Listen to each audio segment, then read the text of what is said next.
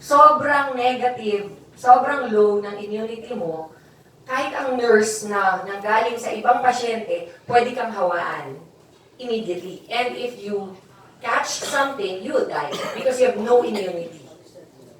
Chemotherapy puts you into a state of no immunity. So I knew that I have to do something to help myself. What can I do to increase my immunity without taking more drugs? Kasi when you're in the hospital, all they do is keep injecting your IV. Okay? 24/7. Kahit tulog ka, papasok yan, injection na yung IV mo. You don't even know what you're putting into your body anymore. You're just complete faith that your doctor is telling the nurse what to inject. And so they just keep putting antibiotics, painkillers, whatever. Sa loob yan, ng IV mo. So I got to the point where I knew that the only way I can help myself is to learn about my own disease. And that's when I started to do research on breast cancer. And I went through a lot of herbs. Imagine being stuck in a hospital for 9 months. You have time? Yes. You have a lot of time. Pretty much that's all you have. Di ba? Yung mga sobrang busy sa mundo, minsan di ba, iniisip mo, Lord, pagod na ako, gusto ko na magpahinga. Sandali lang, Lord, sandali lang. Ingat ka, be careful what you pray for. Okay? Baka mamaya sabihin ni Lord, gusto mong mamahinga? Hindi ka dito muna tayo sa ospital. 1 year. Rest enough? Is that enough rest for you? Diba? Be careful what you pray for. Isa pa yung purpose. Ingat ka sa purpose na yan. Yung purpose na yan, pag pinag-pray mo yan, baka mamaya iba yung purpose na ibigay sa'yo. Yung paraan para ma-reach mo yung purpose mo is not always an easy road. You know, I have to admit, that was what I prayed for. I kept praying for that for many years. Lord, show me my purpose. I want to have a purpose. What is my purpose in this world? I want to glorify you, Lord. Pero ang naisip ko, yung puro words. Diba? Yung, I want to be able to go to someone and say, you know, the Lord is so bait, no? Love, it's all love. Love, love, love. Diba? Yun yung nasa mind ko. But when you pray for purpose, the Lord might give you something as bad as what He gave me. Or He didn't give it to me. He allowed it to happen to me. Because it was through getting cancer that I discovered barley. Eh, kung hindi mo lang nagka-cancer, hindi mo mag-research about barley, kung naman malaman niyo about barley. Right? Yes. And kung hindi ko naman nalaman about barley, andito ba ako ngayon? Wala.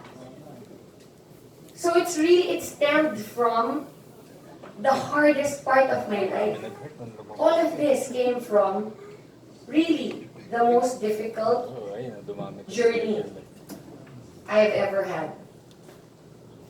Coming here tonight, I was praying in the car. Kasi, you know, I don't do yung mga presentation na may nakaplano na. You know what I mean? Kasi I let the Lord speak through me. I want the Lord to use me to say the things that He wants you to hear. And I never know what it is. Maybe that's why even our old-timers na mga leaders ng I Am are always here. Because they know it's never going to be the same. Diba? It's never going to be the same. I will come here and you will listen even though you've heard me 10, 15, 20 times. It will never be the same talk. Okay? So, and I really pray every time I come here that I bless you. Because it is through my sickness that I was blessed. Ang hirap, no? Hirap pakinggan. Kasi, isipin mo, worst time ng buhay mo, pero yun yung pinakalaging blessing sa'yo. Dinaan ni Lord yun through the hardest time of my life. A lot of people ask me, you know, how did barley become so big? How did we make barley so big? We didn't make barley big. Barley's been big since the time of the Bible. It's just that people forgot about it because modern medicine came in. And then all you want to do is, when you have a sickness, what do you do? Go to the doctor. What do you do after the doctor? You go to Mercury. or the drugstore, what do you do there? You buy medicine. Do you ever go to a doctor and say, can I just take organic? Do you? No. Exactly. Or, if you're not sick, and you just go for a checkup. Di ba? Kasi a lot of us, we go to our doctors for a checkup. Does your doctor say, you are in great health, take barley, and stay healthy? They don't. Correct? Yes. What do they tell you when you're healthy? Do whatever you're doing, go home. They don't tell you what to do to stay healthy. They just tell you what to do when you're sick. Correct? Yes. Well, I don't want to live like that. Do you want to live like that? Do you want to wait until you're sick? Before meron kang gagawin para sa sarili mo? Di ba? Yung mga mahal natin sa buhay. On average, how many people of you know at least 100 people? No lang, kilala. 100 people each. Huwag maya, raise your hands. Me, I know more than thousands probably. 100 lang. 100 people. I'm sure everybody here knows 100 people each. Correct? Okay, let's be conservative. 50 people? How many people know 50 people? Raise, high! Don't be shy, everybody. So everybody knows 50 people. Have you shared our barley with those 50 people? Yes. All 50 people? No. Not yet. So what are you waiting for? For them to get sick? No.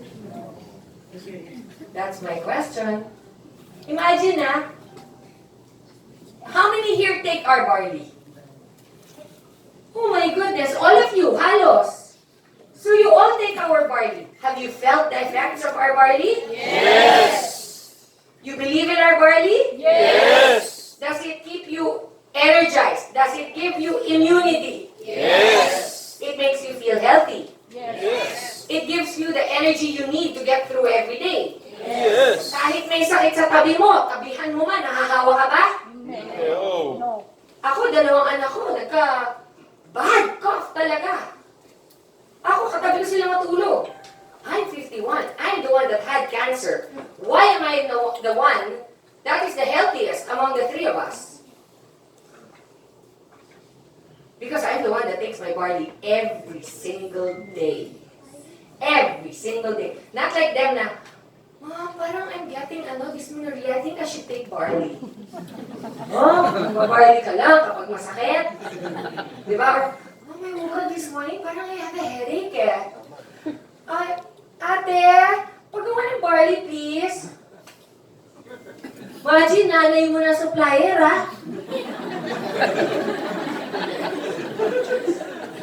Kumbaga, dito na tumutubo. Bihira ka pang uminom. Can you imagine that? So what do I need to do? Every day, nakalatag na yung 1 sachet. Andyan na yung tubig. Pagbaba nila, alam mo na gusto mo, timplahan pa kita, isubo sa'yo. Di ba?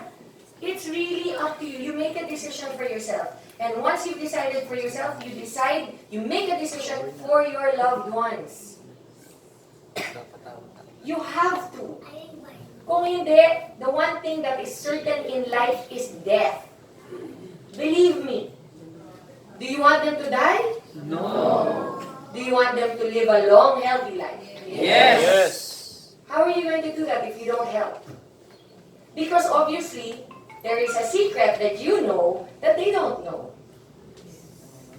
Correct? And if we don't share that secret, how will they know about it? Pag kayo nakakapanood ng sining maganda, anong unang sinasabi niyo sa mga kasambahay niyo pag-uwi? Yung mga kasama niyo sa bahay. Uy, ganda ng singing ni Maritoni Fernandez. Kasama niyo sa Sharon Cuneta. Ganda-ganda niya din. Grabe, sexy talaga ng babae niyo. Panoorin mo, nakakatawa, nakakaiyak, pero nakakabwisit din. Lalo na yung mga parte ni Maritoni. Nainis ka, galing niyo. Don't you do that? Pagkain ka sa isang restaurant, ang sarap. Pag uwi mo, shucks, na-try mo na ba yung ganitong restaurant bagong bukas? Pagdating sa mga ganun, ang lalakas ninyo mag-chismis. Pero yung Barley, parang ayaw nyo share. Swaps. Mag-swaps. Share naman. Diba? You have to share because it's good news. And you know what? I'm very proud kasi maraming barley na sa Pilipinas. Now, when I brought barley here in 2008, when I first brought barley back to the I was diagnosed in 2001. Okay? Early 2000, actually year 2000, turning 2001. I count from 2001 because natapos yung treatments ko on 2001. Okay? But as a cancer patient, it's from the minute you get diagnosed. Yun ang bilang eh. Okay? So pag, kunyari, year 2000, November kang na-diagnose, yun ang bilang nun. So by the time nag-November 2002, 1 year ka na. Ay, sorry, 2001, 1 year ka na. Okay? So now, it's what? January 2020. So how many years na ako? 20 years. Correct? 20 years. 20 years cancer-free. Praise God. Praise God. What have I done differently? The only thing I have done differently is drink our organic barley. That is the only secret. Be positive. Sino ba nega? Nega, eh, pakamatay ka na lang. Nega ka pala eh. Kakainis kausap yung nega, di ba? Yes. Para silang vacuum ng kaligayahan. Ganon, seriously, di ba? Happy-happy ka, tapos nega yung kausap. Parang feeling mo bigla. Pero kanina happy ka naman. They're like vacuum cleaners of happiness. They suck the joy out of anyone. Does it make them feel good when people around them are not happy? I don't know. You know now, I learned, when I was younger, pag ganyan, na-apektuhan talaga ako, sobrang, bato, isang oras kong kausap, pag uwi ko, galit na galit ako, lahat ng makausap ko, galit na rin ako, di ba? Ganon ang feeling eh, nakakahawa kaya yung nega. Totoo hindi? Yes! Nakakahawa ang nega. Ngayon, pag nega, I'll talk to you tomorrow, bye! Ganon na ako, natuto na ako. Do not entertain it. You have a choice. It's so difficult. This world is already so difficult. It's filled with difficulties, it's filled with trials, it's filled with sadness. Be the light! Be the joy! Be the happy! Kasi that's what God wants. It's not always a happy day. Imagine I'm the cancer survivor. And then I'll meet somebody that's never been sick. Okay? And they're always like, hala, baka may sakit na ako. Ano ba yan? Maritoni, baka cancer ba to? Sarap sapakin. Diba? Kung cancer man yan, may magagawa ka ba? Too late, tita! Too late! Kaya nga sinasabi ko eh, okay, ang dami nga nagtitext sa akin lagi. Okay, huwag kayong ganito ha. Ganito, sample. Hi, Miss Maritoni. I am so upset kasi nalaman ko po na ang husband ko may stage 4 pancreas cancer or whatever cancer, pancreatic cancer. Gusto ko po talagang mag-try ng barley nyo. Pwede po bang bumiling 1 box?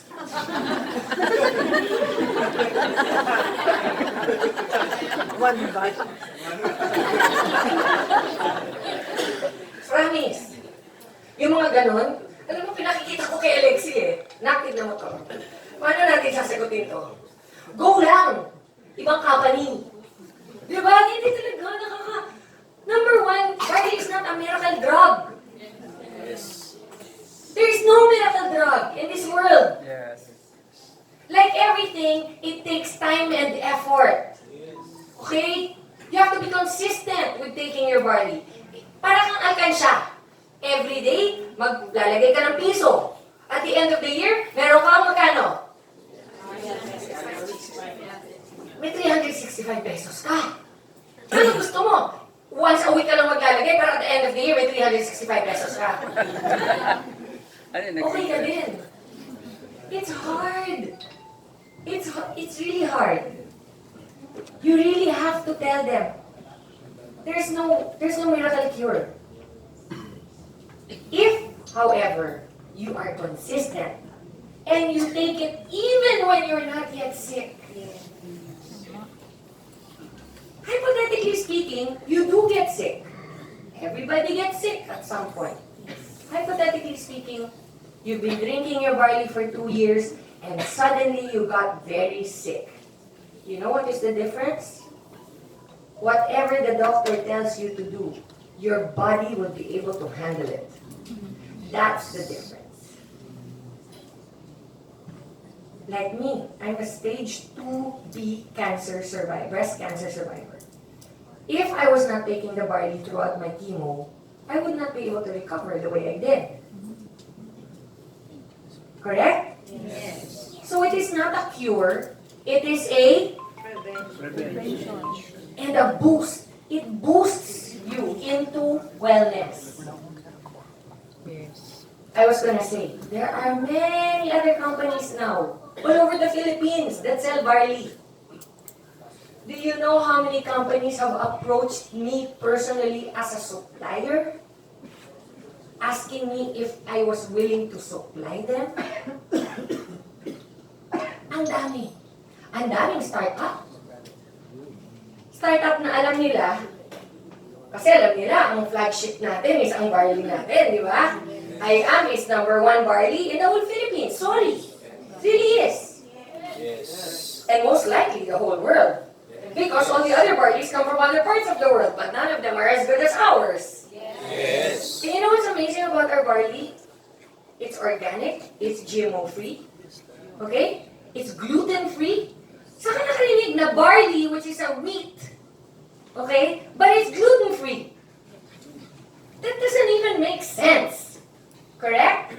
But it does with ours. Why? Because it's still a grass when it gets harvested. It's not a wheat yet. And yet, God's gift, because I got sick, because I got better, because of the barley, I was able to bring the barley to the Philippines. Maraming nagsasabi, paano naging yan ang the best? Eh, ang I am 3 years old pa lang. Eh, yung kumpanya namin, tagal-tagal na nauna kami sa barley. Excuse me, hindi naman yung I am ang pinag-uusapan eh. Ang pinag-uusapan yung nagdala ng barley sa I am. Yes. Correct? So, ilan taon na akong survivor?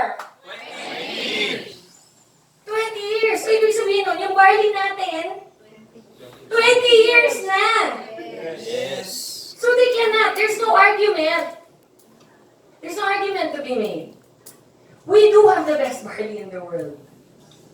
Our barley is so good, and it's so clean, and it's so pure, that we don't even have to add additives to our sachet.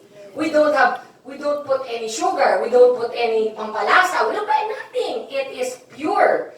Straight from the Australian farms. It's straight from the farms, into the sachet, into the box that you all have. Praise God, di ba? Yes. Praise God talaga. Unpolluted, pure, the best. And you know what? I will never, ever supply another company except I am.